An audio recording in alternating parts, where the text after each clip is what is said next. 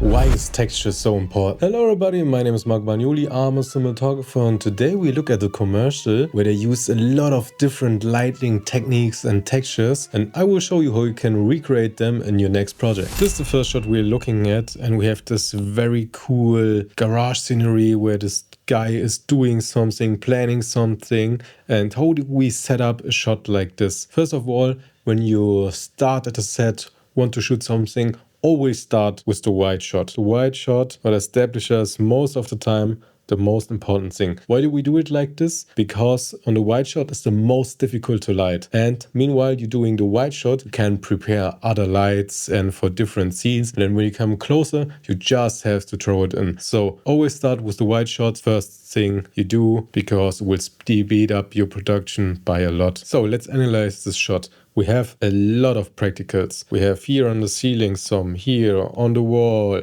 on this thing here on the wall.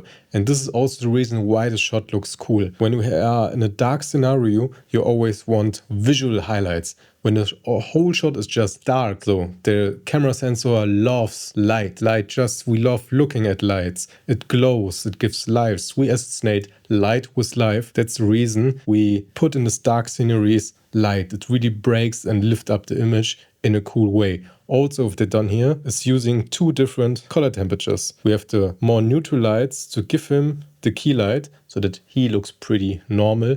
And then we break the scenery and the color for a little bit of orange look and put everywhere a more orange light. You can use something like an aperture bulb. It's a fixtures where you can just put it in and done through your app. You can control them, make them warmer, make them very, very low. Also, most of the time, make them as low as possible. They're just there to glow. They don't have most of the time a practical use. Only in situations like this, where you want to bring a little more interest on some spots, then you can bring the exposure up. Also here we have this 3D printer and a lot of technical stuff. So we boost the slide that gives this a nice key. So how do we light him? When we create a light reality, and what I mean with it is we set up so that the light can only come from the top or from here or from outside maybe. This is where the light is coming from. It's not possible, or you can do whatever you want, but when you shoot a key light from a different angle, it will feel very unnatural. And that's the reason, okay, we have this light here, and this one gives him as a practical and also as a key a nice top shot. And you don't have to put everything on right exposure. A lot of people will now think, he looks pretty underexposed, but that's the point. You don't have to light everything the same way. And when you use false color to expose a scene like this and use the ARI setup, it will show you skin tones, everything that's clipping bright and dark. And I think that's most of the time not the best way to light something, because that's why I like the small HD version better, where you just have the whole spectrum and see what every corner, how bright this is. Because sometimes you want everything to look dark. There's no reason why his face should be very bright in this shot, because the whole scene has to feel very dark. Also, a nice detail is here water. You can always throw water on the floor in a scene like this where it feels natural, because it will make the image more three-dimensional. Because now we have nice reflections on the ground, because we learned our camera loves lights, and also it makes the floor not a dead end. Now it goes into the depth, we make practically the room bigger. And now when we're going for the close-up, you can see the lighting suddenly changed. That's not the exposure and the color temperature that he had in the wide shot. The reason for it doesn't matter. This is so commercial. There's always some illogical things happening, because we don't light for realism, we light for mood, situation,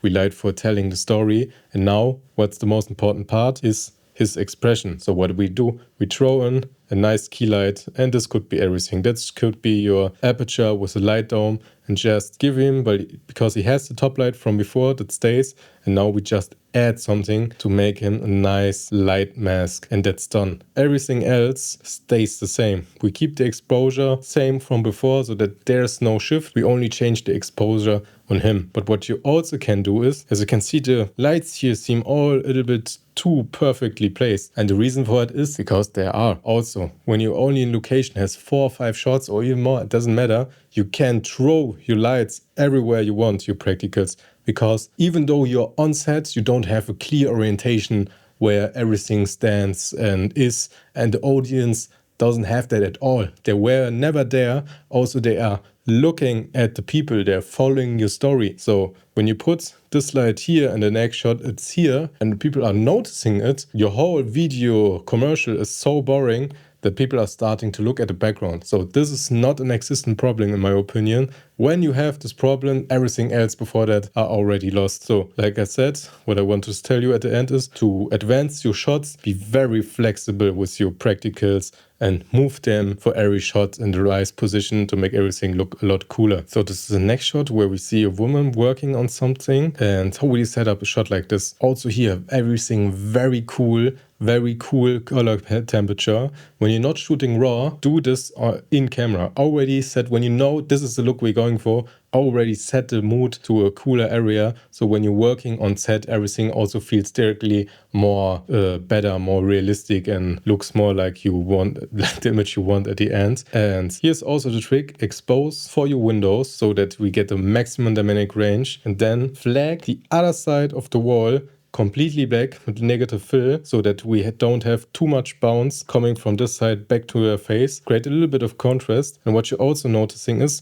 we actually come here in with a bready hard light from the outside just hitting there. We don't have here a soft key or something similar, and the reason for it is we don't light every shot for beauty. So not every scene should feel perfect and enhanced. No, this is a scene where very concentrated, it's a extreme situation, so to describe it a bit more dramatic. So the light shouldn't be perfectly beautiful on her.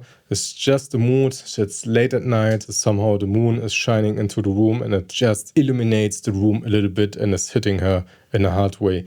And that's done. Not always you have to really key light everything the hell out of it, because now we have the moment. Now she's looking outside. Now the mood is changing. So the light is also changed a little bit because we're lighting for emotion. The hard light becomes a bit softer and we clearly shooting through a curtain. Curtain gives her this nice textures on her face.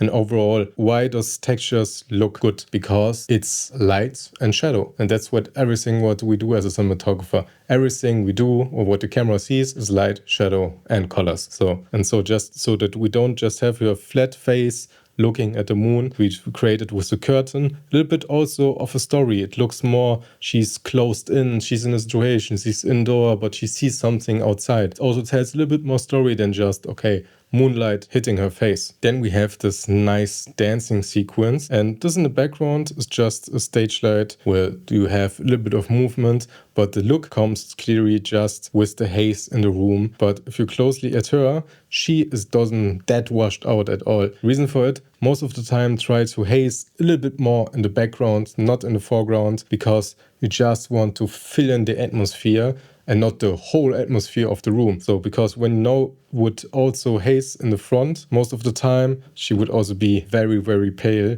and then we have this hopping color contrast. Also pretty cool, yellow light. People don't use very often yellow light. No warm light, a yellow light. And with this blue combination, I think it looks very beautiful. It's also very complementary. But what they also could done here, this is a perfect example where you also can just wet the floor with water. When you have a dance scene, everything becomes more dynamic and everything. But the difficulty with this is try to transport this water to the location. It's very annoying, also can damage a lot. So that's the reason why you don't see it that often. That's because it's really a highlight to actually do it. Here then we have a close-up of her, and you can also see this nice texture going on here. And now don't know what they use to do it. Probably something like a projector, where you see a lot of reels people doing this, where you put just a projector, play some video with high contrast. That's the secret. You need some really black image with higher highlights overall, so that you actually see the movement of the lights. And they practically do the same thing, but in different directions. One projector